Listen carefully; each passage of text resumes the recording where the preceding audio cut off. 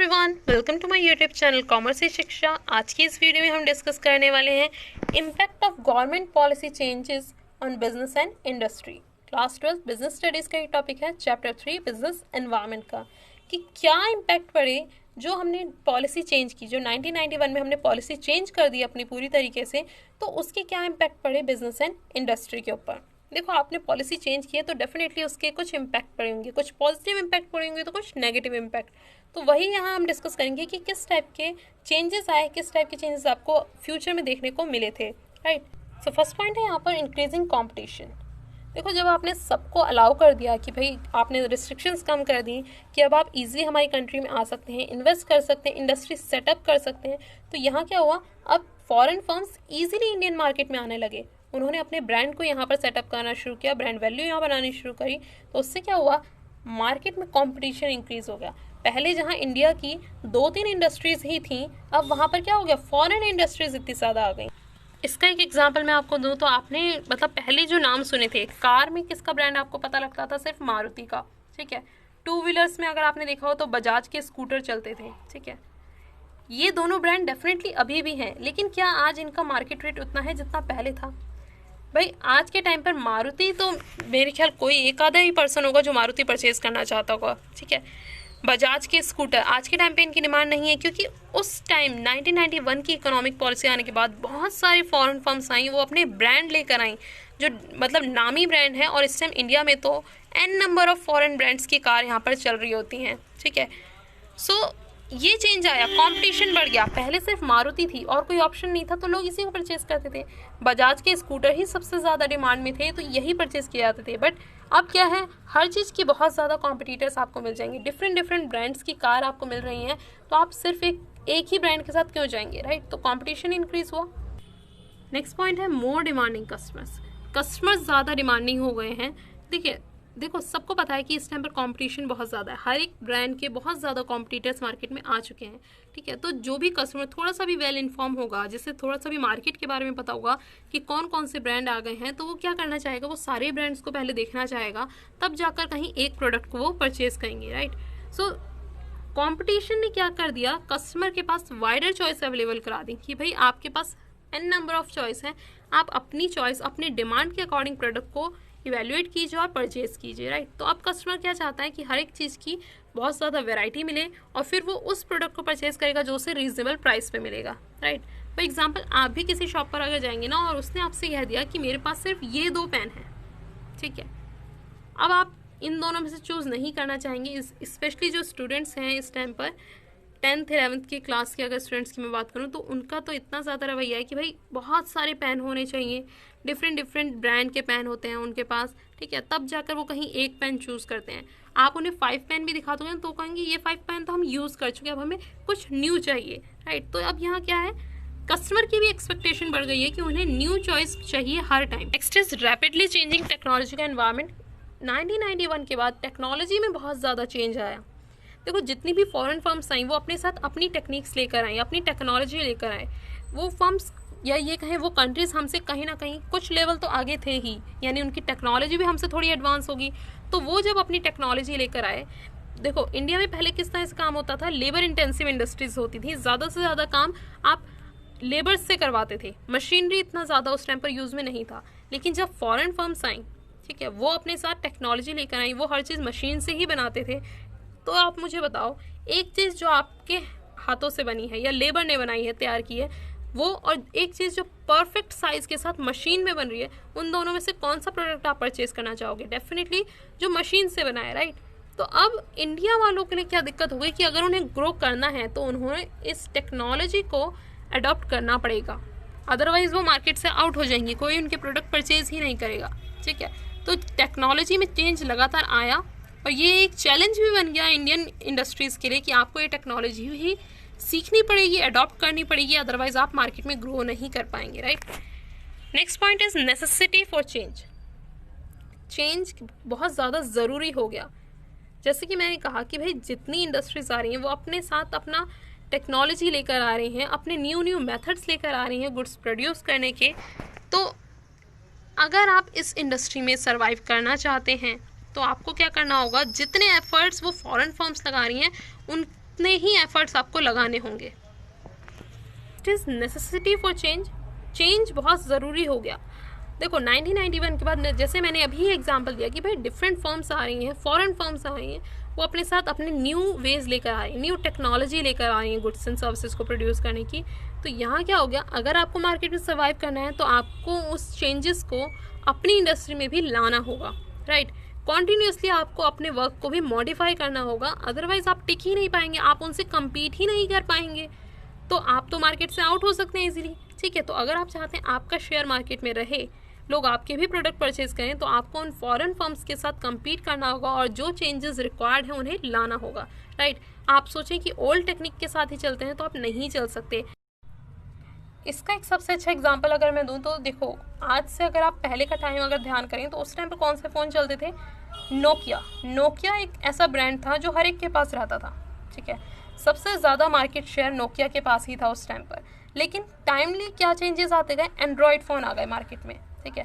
तो उस टाइम पर नोकिया को क्या चाहिए था कि भाई एंड्रॉयड फ़ोन अगर मार्केट में आ रहे हैं, अगर न्यू टेक्नोलॉजी आ चुकी है तो नोकिया को वो अडॉप्ट करनी चाहिए थी, लेकिन नोकिया ने उसे अडॉप्ट नहीं किया टाइम के साथ, उन चेंजेस को अपनी इंडस्ट्री में नहीं लेकर आए।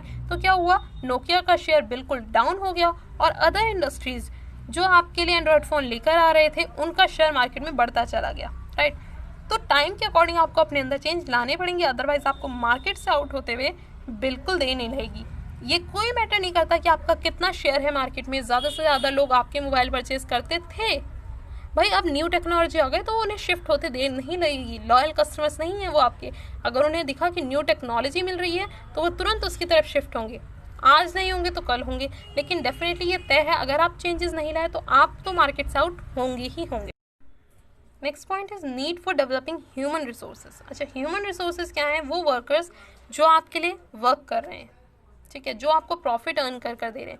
आज पहले के टाइम पे हम क्या समझते थे, सिर्फ और सिर्फ जितने भी लेबर आपके यहाँ वर्क कर रहे हैं कि भाई वो लेबर हैं, लेबर की तरह ही आप उन्हें ट्रीट करते थे, ठीक है। जैसे बंधुआ मजदूर होते हैं ना कि आपने उन्हें सैलरी पे काम देना है, मतलब जितना काम आप उनसे ले सकते हो, आप उनका एक्सप्लॉयटेशन भी कर सकते थे कि कम सैलरी में ज़्यादा काम आप करा रहे हैं। बट आज के टाइम पे ये सिनेरियो बिल्कुल चेंज हो गया है। आज के टाइम पे जो एम्प्लॉय है उसकी बहुत ज़्यादा वैल्यू है, उसे एक रिसोर्स समझा जाता है, वैल्यूएबल रिसोर्स जो आपकी कंपनी को प्रॉफिट अर्न कर दे रहा है, राइट। तो मार्केट में ये चेंजेस कैसे आए? क्योंकि हमने अपनी पॉलिसी चेंज करी। उस टाइम पर हमने ये देखा कि भाई जितनी फर्म्स ग्रो कर रही हैं उनके जो एम्प्लॉयज़ हैं वो कैसे हैं, हायर कॉम्पिटेंस वाले हैं, ग्रेटर कमिटमेंट, जो कंपनी के लिए कमिटेड हैं, बहुत अच्छे से वर्क कर रहे हैं और चाहते हैं कि कंपनी ग्रो करे। देखो, ये कहा जाता है कि अगर एक कंपनी को ग्रो करना है तो उसके एम्प्लॉयज़ ऐसे होने चाहिए जो उसे ग्रो करवा सकें, क्योंकि एम्प्लॉय ही वो हैं जो आपके लिए एक्चुअल वर्क कर रहे हैं। अगर वही आपके लिए सही तरीके से वर्क नहीं करेंगे, वही आपके प्रति कमिटेड नहीं होंगे, ठीक है, स्किल्ड लेबर अगर आपके पास ज़्यादा से ज़्यादा नहीं होगी तो आप ग्रो नहीं कर सकते। तो ये लाया गया, ये एक चेंज आया उस टाइम पर कि भाई अब जो इंडस्ट्रीज थी उन्हें रिक्वायरमेंट होने लगी कि भाई हम जो भी एम्प्लॉयज़ रखेंगे वो ऐसे होने चाहिए जो आपके लिए बहुत अच्छे से काम कर सकें, यानी आपके लिए ऑनेस्टली वर्क करें, ठीक है, और कोशिश करें इस किसी भी कंपनी के साथ जो जुड़े हुए हैं उसे एक हायर लेवल तक पहुंचाने की, राइट। नेक्स्ट पॉइंट है मार्केट ओरिएंटेशन। मार्केट ओरिएंटेशन से यहाँ क्या मतलब है? Earliest firm followed production oriented marketing operation. देखो, प्रोडक्ट को सेल करने के लिए पहले के टाइम पर जो इंडस्ट्रीज थी वो प्रोडक्शन ओरिएंटेड मार्केटिंग को फॉलो करते थे, यानी वो पहले प्रोडक्ट को तैयार कर लेते थे, ठीक है, एक लिमिटेड क्वांटिटी आपने बना ली कि भाई इतनी क्वांटिटी हमने इस प्रोडक्ट की बना ली, अब हमें इसे सेल करना है, ठीक। क्योंकि उस टाइम पे कंपटीशन कम था, जैसे मैंने बताया भाई 2 ही आइटम है मार्केट में, तो कोई भी पर्सन कहीं से भी जाए वो उन दोनों में से कोई एक प्रोडक्ट तो परचेज करेगा ही। यानी अब आपने वो प्रोडक्ट लो क्वालिटी के भी बना रखे हों, लेकिन अगर कस्टमर की नीड है तो वो उन दोनों में से कोई एक प्रोडक्ट डेफिनेटली परचेज करेगा। तो यहाँ क्या होता था, पहले लोग बहुत ज़्यादा प्रोडक्ट बना लेते थे और उसे मार्केट में सेल करते थे। कोई मतलब नहीं कि मार्केट की नीड क्या है, कस्टमर की नीड क्या है, नो, वो सिर्फ और सिर्फ अपने प्रोडक्शन पर ध्यान देते थे। लेकिन जैसे ही 1991 की पॉलिसी आई, मैंने कहा वहाँ पर n नंबर ऑफ ऑप्शंस हो गए।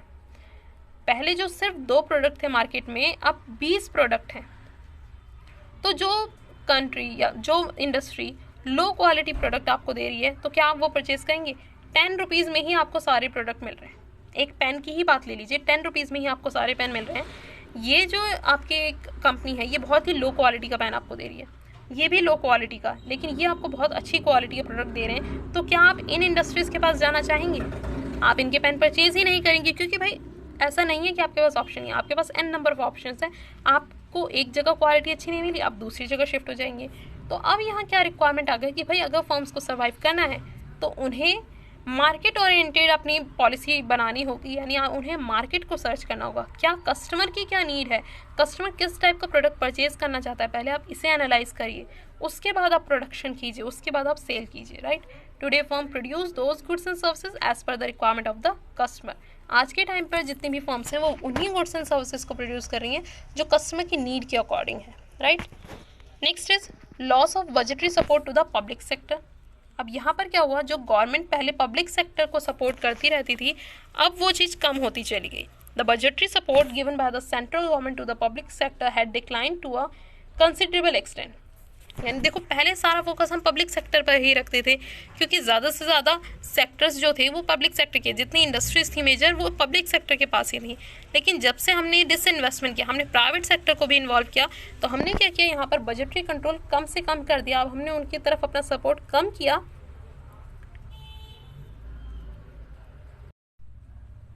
तो देखो पहले होता क्या था कि जितने पब्लिक सेक्टर थे उनका एक प्रॉपर बजट डिसाइड होता था। आज के टाइम पे भी आपने सुना होगा कि रेलवे का बजट आया, यानी रेलवे का बजट सेंट्रल गवर्नमेंट पहले से ही डिसाइड कर देती है कि भाई इतना अमाउंट पर्टिकुलर हमें रेलवे पर इन्वेस्ट करना है, ठीक है। ये उनको हमने पहले से एक पर्टिकुलर फिक्स अमाउंट हमने दे दिया कि इतना आपको रेलवे में इन्वेस्ट करना है। अब रेलवे किसी ईयर प्रॉफिट अर्न कर रही होती है तो किसी ईयर लॉस। तो इस चीज़ को हमने यहाँ काम किया कि भाई अगर पब्लिक सेक्टर को भी प्रॉपर सपोर्ट चाहिए गवर्नमेंट से, प्रॉपर बजट चाहिए, तो उन्हें भी अच्छे रिजल्ट्स हमें शो करने होंगे, उन्हें भी प्रॉफिट जनरेट करना होगा, तभी उनके लिए गवर्नमेंट सपोर्ट करती रहेगी, उन्हें प्रॉपर बजट जो प्रोवाइड करती हैं वो करते रहेंगे, राइट। तो यहाँ क्या हुआ, पहले के मुकाबले हमने अपना जो बजटरी सपोर्ट था वो पब्लिक सेक्टर के प्रति थोड़ा कम कर दिया, राइट। तो ये थे वो चेंजेस जो 1991 की पॉलिसी के बाद आए। एक बार क्विकली रिवाइज कर लेते हैं। देखो कंपटीशन इंक्रीज हुआ, कस्टमर्स ज़्यादा से ज़्यादा डिमांडिंग हो गए, टेक्नोलॉजी में बहुत जल्दी चेंज आया, ठीक है। और जितनी अदर इंडस्ट्रीज थी, जो इंडिया की इंडस्ट्रीज थी, उन्हें अगर सर्वाइव करना था तो उन्हें उन चेंजेस को एक्सेप्ट करना था, ठीक है, जो फॉरेन फर्म्स अपने साथ लेकर आ रहे थे। ज़्यादा से ज़्यादा आपको ह्यूमन रिसोर्स की रिक्वायरमेंट हुई जो आपके लिए डेडिकेटली वर्क कर सके। अब जो फर्म थी वो मार्केट ओरिएंटेड हो गई, यानी वो पहले मार्केट को एनालाइज करती थी और कस्टमर के अकॉर्डिंग जो उनकी नीड है उसके अकॉर्डिंग प्रोडक्ट तैयार करना शुरू किया गया। और पब्लिक सेक्टर को जो बजटरी सपोर्ट पहले बहुत ज़्यादा मिल रहा था उसे कम किया गया, राइट। तो ये चेंजेस आए आपके 1991 की पॉलिसी के बाद। आई होप आपको ये अच्छे से क्लियर हो गए होंगे। अगर वीडियो पसंद आया तो प्लीज़ इसे लाइक कीजिए, शेयर कीजिए एंड सब्सक्राइब कीजिए मेरे चैनल को ऐसी और वीडियोज़ के लिए। Thank you so much for watching the video.